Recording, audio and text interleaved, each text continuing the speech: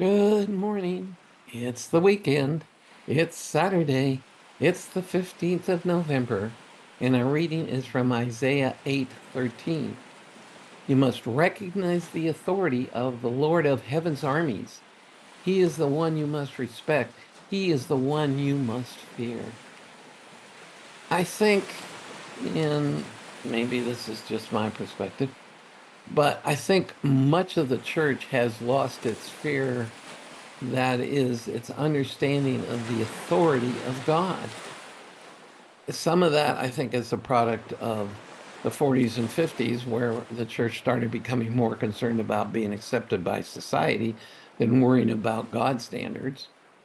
I think with good intent, the Jesus People movement of the 70s, which reached a lot of people for the Lord, brought a lot of salvation, but I think there was too often a focus on Jesus as our buddy that didn't help. I mean, go to Revelation and see John's reaction. John, who was his closest friend when he was here on earth, falls at his feet in a faint when he sees the resurrected Christ. And so we need to take seriously the whole concept of here Isaiah talks about the armies of heaven. That is the authority and the majesty of God.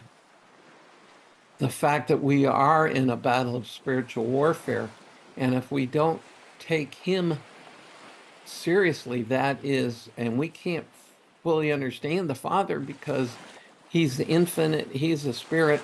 This is part of the reason for the incarnation, so that when we look at Christ, we see God to the extent that we are capable of understanding him. But we need to take him seriously, his authority seriously, his power seriously, his calling seriously, to hold a larger view of who he is than I think sometimes we are inclined to do. So ask the Spirit to give us a proper perspective on the Father, to hold him in awe, his all-filledness, to hold him in fear, not the fear of judgment or any of that, since as believers that's not even relevant, but the fear of the Creator that holds the universe together and loves us and holds us in his hand. But let's never take that for granted. And I think with this propensity in the church to keep God in a box and to keep him small, that interferes sometimes with our ability to serve him, because we kind of think of him just as a bigger version of ourselves. So go back and listen to Isaiah. He's warning Judah about the importance, because they were in such disobedience, of holding God in fear and awe. But that's something we all need to remember.